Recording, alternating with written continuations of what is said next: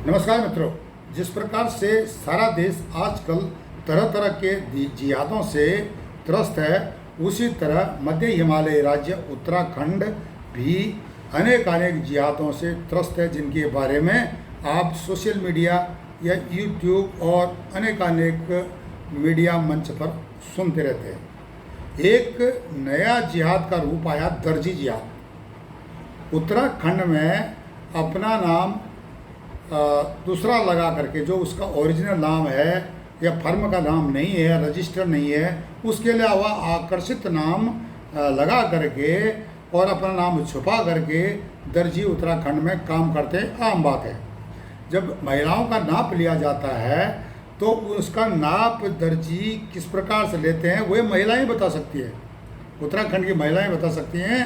और जो सुनने में आया है कि यहाँ पर दर्जी जिहाद लव जिहाद में परिवर्तित किस प्रकार से होता है, और एक दर्जी का काम टूल किट है लव जिहाद के लिए उत्तराखंड में, जिसके बारे में आपको विस्तार से बताने जा रहा हूँ। आप हमारे चैनल ई-गर्सन को लाइक करें, सब्सक्राइब करें, कमेंट्स करें और शेयर करें, और साथ साथ इस वीडियो को अधिक से अधिक लोगों को शेयर करें ताकि उनमें जागरूकता आए।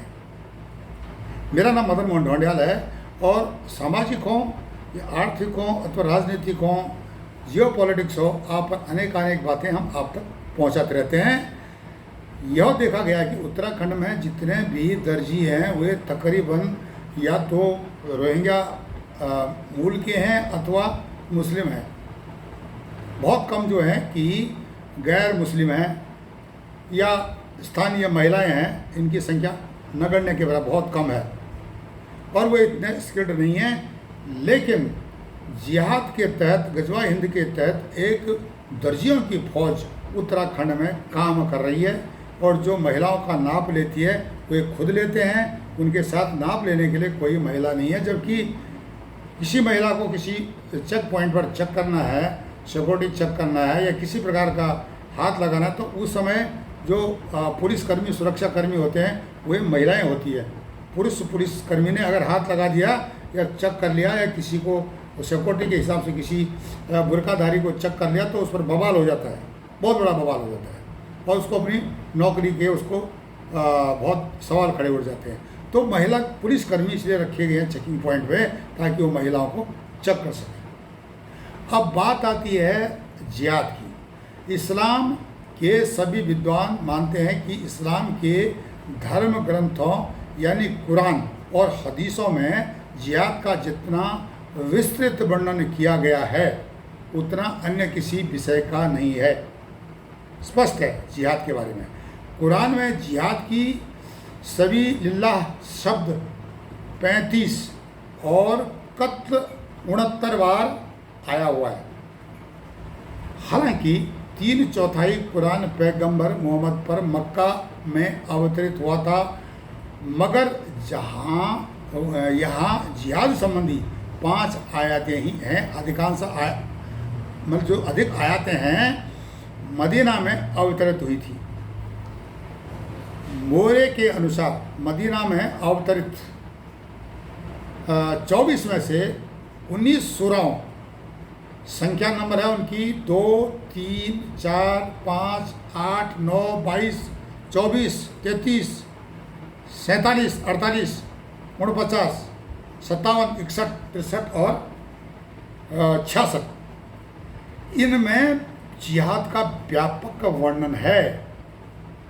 इसी प्रकार ब्रिगेडियर एस.के. मलिक ने जिहाद की दृष्टि से मदीनाई आयतों को महत्वपूर्ण मानते हुए इनमें 17 सूराओं की लगभग 250 आयतों का कुरानिक कंसेप्ट ऑफ वार में प्रयोग किया है, तथा गैर मुसलमानों से जिहाद या युद्ध करने संबंधी अनेक नियमों, उपायों एवं तरीकों को बड़ी प्रामाणिकता के साथ बताया है, जो कि जिहादियों को भड़काने के लिए अक्सर प्रयोग में किया जाता है।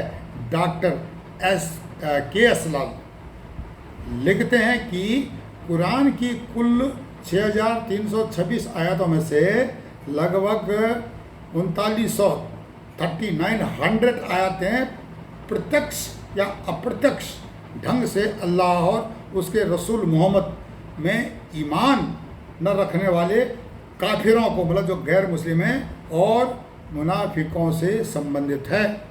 अब जिहाद का मतलब यह है कि गैर इस्लाम है, जो इस्लाम नहीं है, जो मुसलमान नहीं है, उनको मुसलमान बनाना है और सबसे पहले उनकी महिलाओं को अटैक करना है, उनके धर्म को असूचित करना, असूचित मतलब उसको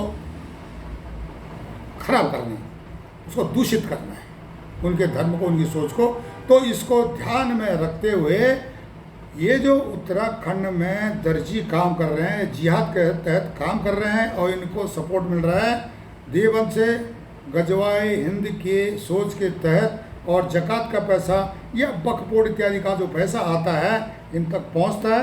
जिस प्रकार से प्रशासनिक सेवाओं में बैठे हुए अधिकारी हैं उनको भी पैसा जाता है, डायरेक्ट या इनडायरेक्ट रूप से उनके दलालों से जाता है।